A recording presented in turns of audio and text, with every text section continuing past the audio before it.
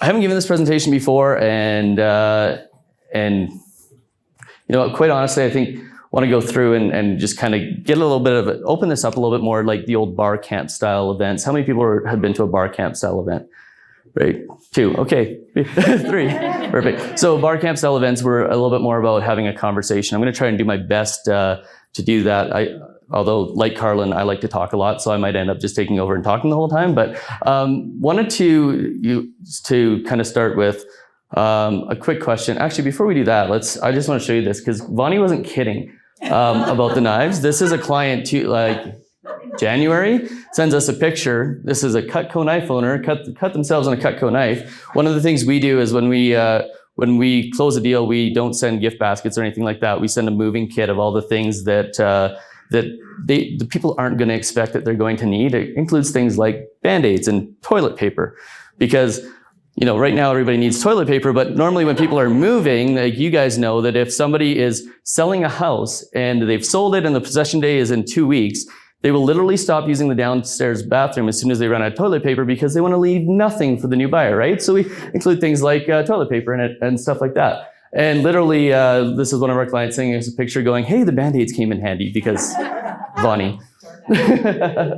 So, and I also want to throw this up here. When Vonnie threw up her why statement, I also read Simon Sinek's Start With Why is actually a lot of the reason why we've shaped the company the way we have now and become the first B Corp certified mortgage brokerage in North America. And if you guys want to know what that is, I can tell you the whole story later, but is because of that book, Start With Why. And I remember sitting down a long time ago and with a buddy, James Bocher, who runs Fiasco Gelato, and he says, why do you do what you do? And I said, I don't know, no idea. I was just kind of in that moment, right? And some of you know that I spent a year running a real estate company because I really didn't know why I did what I did.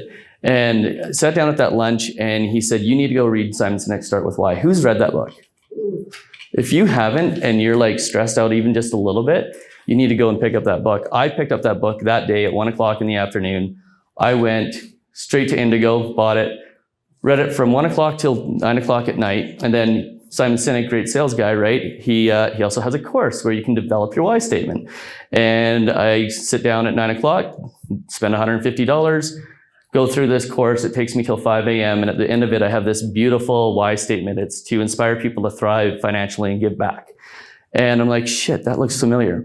And I go and I pick up a journal that I had from when I was in university, and I open up the front page, and in the front of that journal is this statement. It's a mission statement. It's essentially to help people be financially successful so that they can give back beyond what they ever thought possible. And that was written in 2002. This was written in 2014. And somewhere in those 12 years in between, I kind of lost my way and forgot why I was doing it. It became about just a paycheck and doing one more deal and trying to make as much money as possible. And I can tell you right now, it doesn't matter how much you make, that's the most unfulfilling way to run a business that you could possibly do it. So I wanted to share a little bit about what we've learned over the last few years about how to run a business financially and how to do it successfully without banging your head against the wall. And hopefully share some tips on budgeting at the end and things that'll make your life hopefully significantly easier. So I want to start first by asking you guys to do this. You don't have to say the number, but rate yourself on a scale of 1 to 10 on how you would rate your money skills, and just kind of put that number in your head. How many people are happy with that number? Cool, 3. How many people think it could be a little bit better? Yeah, I run I'm permanently at a 6. My mom was a banker. It's like, I'm never doing good enough.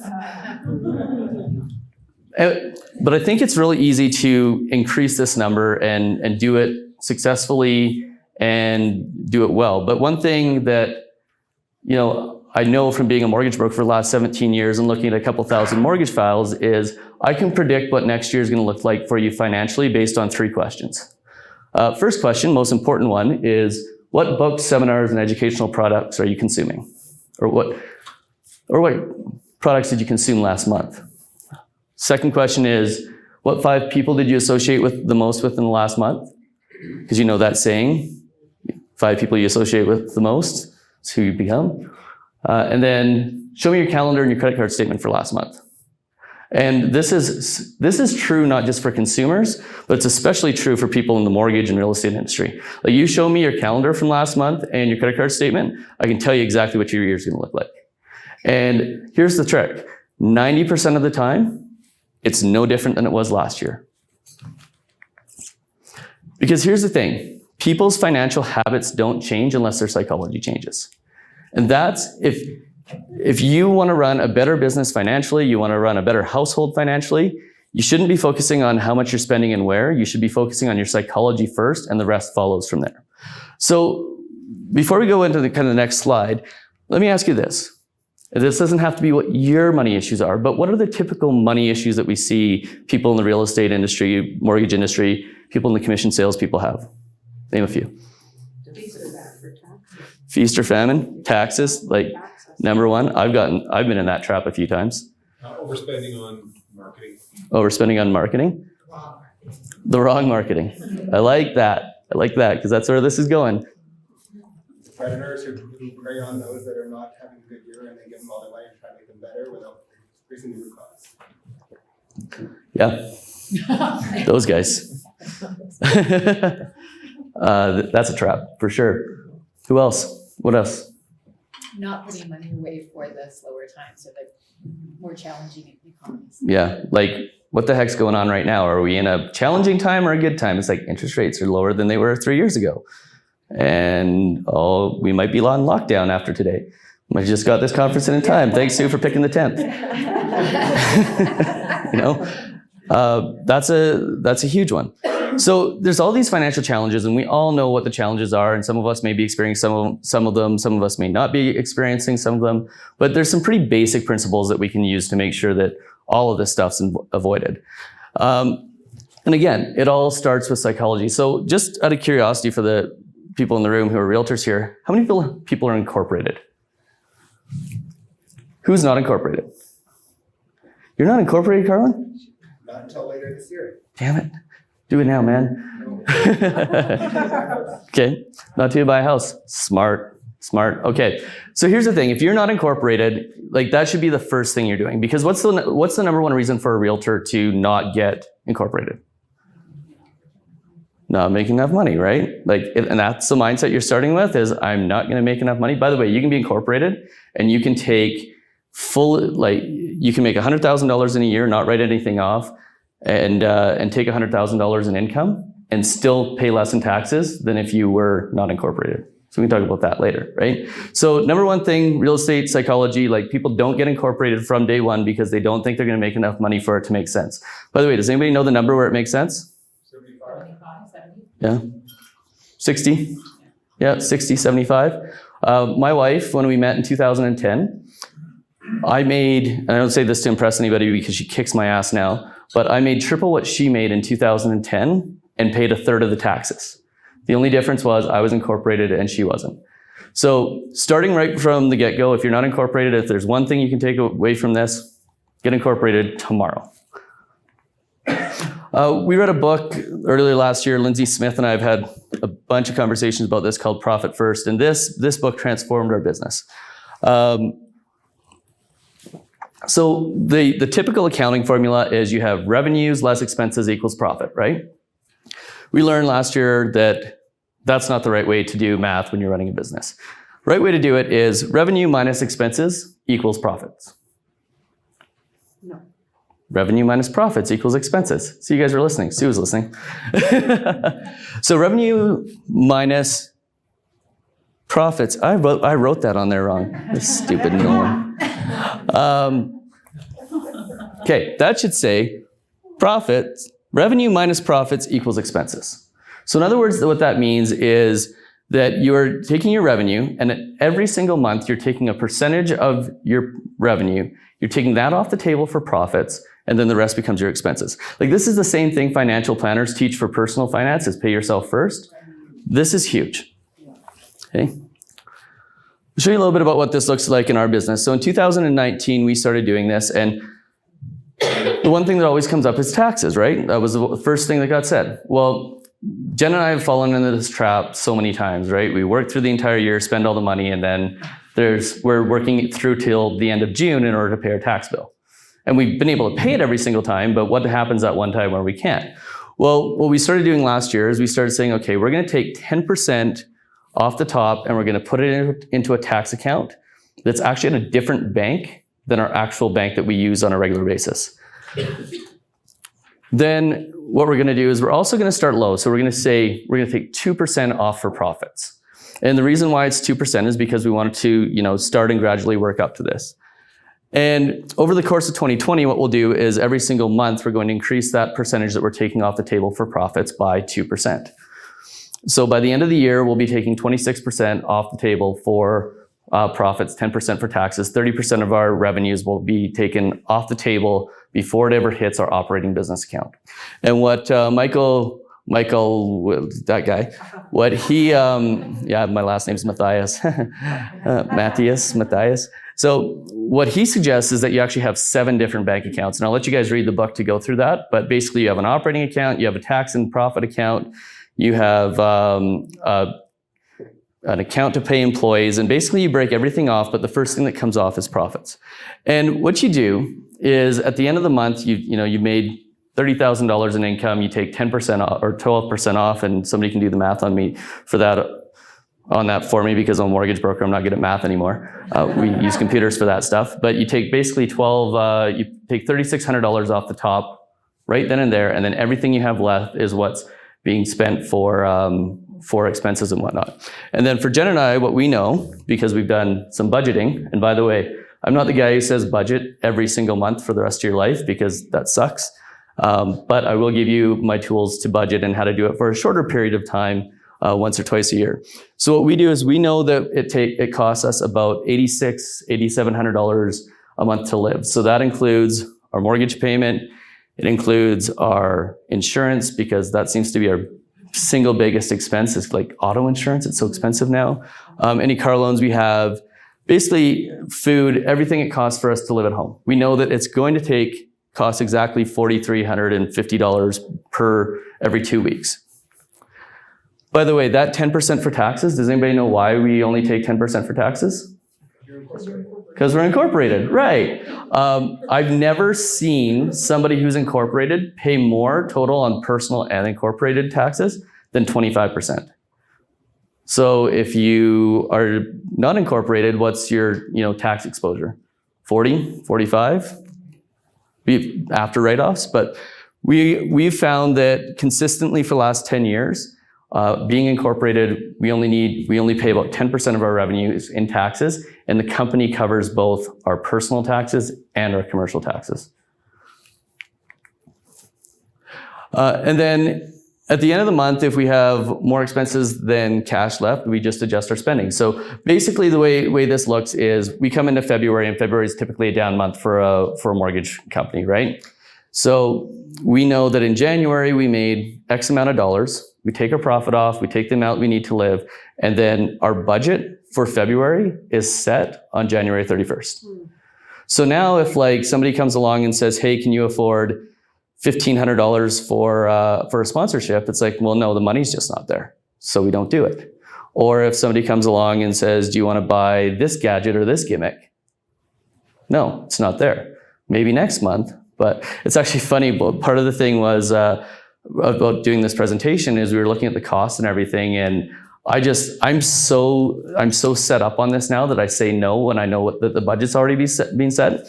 That Bonnie and Sue asked me if I want to spend $120 on getting the thing filmed, and I just like auto response no. And I'm sitting there today going, it's $120. Don't be an idiot. I'll just not spend $120 on something else. But like literally, that was like, it's just automatic now. Like the money's there, it's not, and if it's not in the budget, then we don't do it. And then we also examined recurring expenses. So eliminating anything that's unnecessary. How many people have subscriptions to stuff that they don't need? Right? How many people have unused CRM tools? Everyone uses their CRM tool? Man, we had 2 that we canceled. We canceled memberships to 2 industry associations. You probably shouldn't tell Christy that because she's in the room. She manages Verico. And so we canceled our subscriptions to the Alberta Mortgage Brokers Association and to the, whatever they call the national one, because they change the name every 3 years. So we canceled those because were they serving a purpose in our budget? Absolutely not. And then subscriptions for things like Audible, Adweek, like all the things that kind of added up. How many people do a cleanse of their subscription stuff every single year? No, I guarantee you, if you went through your credit card statements for the last 3 months, you'd find something that you didn't use. Like, how many people have an Audible membership they don't use? That's the number one thing we see with clients, is they all have Audible and they're like, no, I don't listen to books in the car. I listen to like Kid Rock and stuff. So anything unnecessary was eliminated. And this was literally the most transformative book that I've read probably in the last decade, is Profit First. And I've seen Fiasco Gelato go through and read this. I've seen the people who own Date Night YYC and Ace Class go through, and it transforms everybody's business who reads it. Because literally, once you've read it and you know that you can take 10% off the top for taxes, and then you start ranking up your profit to 2 to 3 to 4 to 5%, like literally your money problems go away because you're only spending the money that you have. So what that leads me to is talking about bootstrapping for the real estate industry. And in my opinion, everyone should be bootstrapping. So does everyone know what bootstrapping is? Okay, so in the tech world, there's 2 ways to build a company. One is you go and you find investors. The other is you bootstrap. If you find investors, you give away shares, you give away equity, and potentially you give away control. Bootstrap companies, literally, they give away none of their shares, they just run off of profits. But the ones that end up being the most successful are typically the ones that bootstrap, because they're basing their expenditure off of revenue. And the great thing about doing this profit first thing, right, is how many people are sitting there going, profit first, I take 10% off, oh crap, I might not have enough money to run my business if I did that, right? Like seeing some nodding heads. Well, here's the thing about running it that way. As soon as you go, I don't have enough money to spend like I would normally, you start getting really, really creative about how you spend your money. So let me give you an example of this, okay? So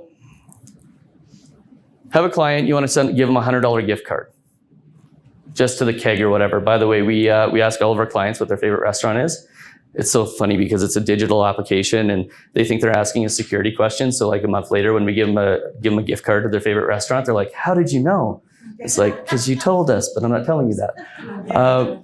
So we'll send them a gift card, and my wife and I had this battle for like the last 4 months, because she's going, $25 is cheap, and I'm going, that's the limit. And she goes, I'm going to send 100. I'm like, no, send $25. And it turns out that the $25 gift cards were actually getting a better return for us than the $100 gift cards, because when we were sending the $25 one, we were going, here's a $25 gift card for drinks and APPIES the next time you go to your favorite restaurant. Now, if I'm just sending them to their favorite restaurant, there was almost like this feeling of entitlement. They're like, oh, cool, like I'm going to go there anyways, but now you're paying for it, ha ha ha. But if I send $25 for an extra drink or an extra appy, now I'm elevating the experience that they would normally have at their favorite restaurant. And it's just a little bit more creativity, because we're going, here's the budget, here's how much we have to spend. And because we have that much to spend, we have to be, a little bit more in tune with the client in order to make it make sense. Here's another good one for you. $15 on champagne over 10 years versus $100 on a gift basket. Which one do you think is more powerful? Champagne, right? $150 over 10 years. You want to hear the kind of impact that this has? Christy, tell us about your realtor. You don't actually want me to, do you? Yeah, no, seriously. My realtor has been sending me champagne on my house anniversary for a decade, and every time we're in the same room, I don't know why, but I tell this to everybody. Anytime I get the opportunity, I will bring her food, and it's simply because of that, yeah. I've also heard her say like 10 times, she's like, I'm not moving. But she's telling everybody about her realtor, right? So what her realtor's done, and I'll share who it is, it's Sarah Johnson. We all know who Sarah is, president of the Calgary Real Estate Board, or whatever they're calling that now. She's basically built like a $150 security net around Christy and all of her clients to make sure they never go anywhere else, rather than sending, a gift basket. This is my opinion, but gift baskets are the junk drawers of gratitude, right? Think about this, and I'm not trying to offend anybody who sends gift baskets, let me make that clear. But what I am trying to say is be a little bit more personal about how you send gift baskets. It was funny, over the weekend I was doing some research, just putting another presentation together, and I ran across this book, which Vonnie has so nicely provided me now, as I stole it off the back of her table. it's called Giftology by John Rulon. He's the #1 Cutco salesperson in the world. And the way that he has, and it's so funny, I'll go down, who's familiar with Darren Hardy? Okay, like Darren Hardy is former editor of Success Magazine. He's one of the best business minds in the world. And I go down there to High Performance Forum where we're in a room full of millionaires and billionaires who run incredible businesses. And Darren Hardy is raving about this guy, John Rulon, because he sends Darren Hardy 2 Cutco knives, one to him and one to his wife, both engraved with their individual names on it. Not with John Rulon's logo on it, but with their individual names. Now, what I love is I was at the back looking at this one, Remax Terrian. Did you say her last name? Virgin? She actually goes and puts her clients' names on the back of it as well. I thought that was... That's a different person, but that's just to show that you can do that. Okay, well, this is just to show that you can do that. I mean, that's personalized, right? We're going to start doing that on all of our Cutco knives. I'm going to send a whole bunch back to you so we can start putting clients' names on them because they're in my drawer. But when you think about gift baskets, a lot of times what you're sending is a pile of stuff and they're going to like some of it and some of it they're not. But if you can get really personal about what goes into those gift baskets, you can go a whole nother level with the gift baskets. And really making sure that the gifts are absolutely personal has so much benefit when it comes to dealing with clients. Now, this is an actual picture that I put up on my wall after I came back from Darren Hardy's event, because the whole thing, like, to me, for our company, and this isn't for everybody's company, but for our company, gift baskets were the epitome of not customized. So we put this big sign up on the wall when I came back and said, no more gift baskets. By the way, we do still send gift baskets. We deal with Noreen Ward. She's amazing. But when we send them, they're highly, highly customized to the client. Like we're asking Noreen, you don't tell Noreen anything. We're asking Noreen to put specific things in for our clients so that they're customized to them. Because if you're not careful, a gift basket can show a client how little that you actually know about them. And when you personalize them and you opt for gifts like gift cards to favorite restaurants, tickets to, favorite bands or sports teams, Cutco for clients who love to cook. We don't send Cutco to everybody, but we send it to the people who love to cook, right? And wine and spirits that we know they love. We also ask them, do you like wine? Do you like bourbon? What's your drink? And then champagne is universal to sell or to celebrate events. And basically, because we get so personal, the return ends up being 1,000 times better than if we just send it something random. And the biggest mistake that I see real estate agents make is they send a gift that they like, but maybe their client doesn't like, right? Like you send wine or champagne to somebody who doesn't drink. Whoops. Can be a really big whoops if you're not careful. So what we found is we can do way more by giving, helping, and rewarding than we could ever do by buying things for people, paying for things for people, or just in general harassing them. And this has become the motto of our company. It's give, give, give, help, help, help. As much as you can give, as much as you can help, the more you'll get in return. And how many people are less than a year in the real estate business? Less than 5 years? Okay. I think that I don't even carry business cards anymore. We're B Corp. Part of that is like environmental sustainability. I refuse to pay to get stuff printed on paper. By the way, if you have like wicked cards like our videographer and like our home inspector friends over here have cards, because that's amazing branding. But I think that a brand new realtor can come into the industry and just by giving, helping, like working with charitable organizations, doing open houses, doing real estate reviews. I think a realtor could literally come into the industry today and spend $0 on anything but a license and a membership to Krebs and shoot the freaking lights out just by giving. And they could do way more than if they had than a realtor who had the nicest brochures, the nicest business cards, and all the fancy branding, right? So as far as how we spend money and how we determine what we spend now, we've done something that I think everybody can do and that you should do. And so what we do is we create an inner circle and a hall of impact. So anybody who's ever sent a client to us, anybody who's referred a client to us, or anybody who's had an impact on our lives goes into our inner circle and our hall of impact. And these people are, the people that we take the best care of. Christmas comes around, Valentine's Day, Easter, they have a birthday, they have an anniversary. These are the people that we're on top of all the time. We can do as little as send a handwritten note. By the way, how many people have been through Ninja Selling? How many people have read that book, Ninja Selling? Okay, so I'm personally in the book because back in 2012, we did an experiment. We wrote handwritten notes, 5 a day for 6 months, $35,000 return on handwritten notes. Most of them written on handwritten notes that you bought 10 for $2 at Michael's because they had the little like trash bin at the front that you could pick stuff out of. And we were like writing handwritten notes on these cheap little cards that weren't even branded.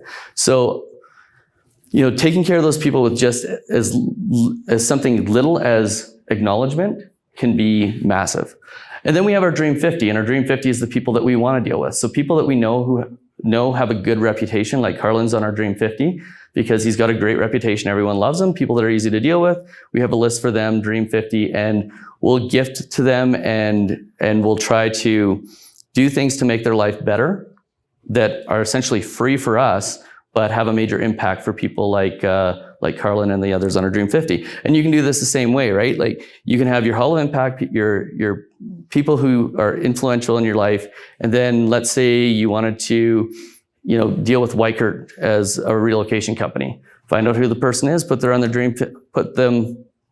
on your Dream 50, build an avatar for them. We do a lot of this. Find out what they like, what they need, pay attention to them. And when they're celebrating something or when they're having a birthday, just be there and basically be the first point of contact that they have. Hall of Impact. I'll ignore that because I'm late on time. But really knowing who affected our bottom line, right? We have a budget now because we've done all this profit first stuff where we can say, okay, we have these people, we're going to allocate a percentage of our budget for that month to each person based on how big of an impact they had, and then we reward them accordingly. My number one realtor gets a ball of Dom because she's a wino and she loves bottles of Dom. I have some people that are 3 or 4 ranks down who get a ball of Vouv, and it's all categorized all from top to bottom, and it's like reward good behavior. The people who do the most get the most. Find excuses to do drips, birthdays, anniversaries, insider specials, closed door events like this, real estate reviews. By the way, it was my birthday on Sunday. There's one person in the industry that stands out to me every single time I have my birthday because he's the one person that's more likely to call me than my mom, who didn't call me because she was in Mexico. Don't tell her I said that publicly. Jeff Kahane calls me every single year on my birthday. I have strangers I don't know on Facebook who wish me happy birthday. I'm like, who are you? But Jeff Kahane will phone me every single time. Does he stand out?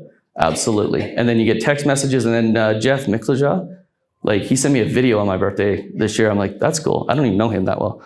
I love the guy though. So the key to gifting is that it's not about them, or it's not about them, it's about you. Did I mention rates are 2.39 and we're swamped right now? Quickly I want to go through 3 money traps in real estate because these are money traps that we run into all the time. First is social media. We last year for 8 months spent $500 on a social media manager, $300 per month posting with a influencer, which had great returns. That was awesome. And then $200 on prizes to give away on social media. We spent about $1,000 a month over 8 months, $8,000. We sent 10 bottles of champagne to people on our Dream 50 list for a total spend of $250. Which do you think outperformed? Champagne, way more. We got about $8,000 back from spending $8,000 on social media. We have 5,000 followers on Instagram, all Calgarians. And that money was just yay, we got it back. But we spent a little bit of money on champagne celebrating people's favorite events, way more. Our number is for every $1 we spend on gifting, we get $15 in return. I've never been able to break $2 on social media or online advertising. Second thing that we think is a money trap is online leads. We've never been able to make this work either. Back in 2010, we had a SEO guy who got us on the first page for 10 keywords related to mortgages. we had to ask him to turn it off because there was so much shit coming in that we just didn't want to deal with the people that were calling us, because they're like, okay, so I want 2.29 when the going rate's 2.39, and you're going to pay my legal fees and the appraisal and for my child's birthday. It was like, no. And then 3, how many people are on a team or run a team in here? Okay. Home inspection team, nice. So 3rd thing, and this is just an opinion, but I think teams can be a trap as well, both running them and working for them. If an individual on a team doesn't have a specific job that will earn them a living wage, they probably shouldn't be on the team. And if you have somebody on your team who doesn't have a specific job and can't earn a living wage being on your team, you probably shouldn't have a team, right? And I have some real numbers on this, by the way. So for last year, we had 12 people. September 2018, we had 12 people. We trimmed down to 4 people. Reason we did this is because anybody who is not adding to the pie is just eating a piece. B and C players cause A players to leave. So like my A players on my team were going, those people suck. I'm going to go work elsewhere. And we had to do some thinking around that. And the B and C players are like anchors for your business that you forgot to pull up before you set sail. So be very careful if you're going to have a team. Just don't have a body in a chair in order to have them do some work. Make sure that they're actually contributing. They have to make sure the pie is getting bigger. This is some other things that I have on here. Oh, by the way, we trimmed our team from 12 people down to 4. We increased our revenue by 40%, and we paid out $150,000 less in commissions. So you can do the math on that. I can't because I'm a mortgage broker, not good at it anymore. So that's just the number on 40%.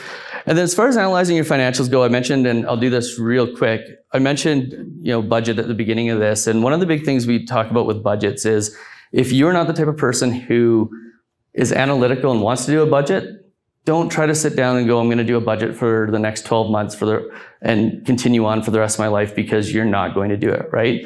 But what we do recommend is this. We have what we call the 20-minute budget, and we're going to send this out to you. This is actually a workbook that I wrote a couple of years ago that we give to clients. And basically what you do is it's a 2-month process. You go through, you pull your last month's credit card bills and your financials, and you fill out the first sheet. And then you use that information to set your budget for this month or the next month. And you do this for 2 months. And what it does is in 20 minutes a week, you basically can go through, see where you're spending your money, make your adjustments. And just by doing that reset once a year over a 2-month period, it sets you up for success and for the following year. And it makes you not want to have to pull your hair out while you're doing budgeting.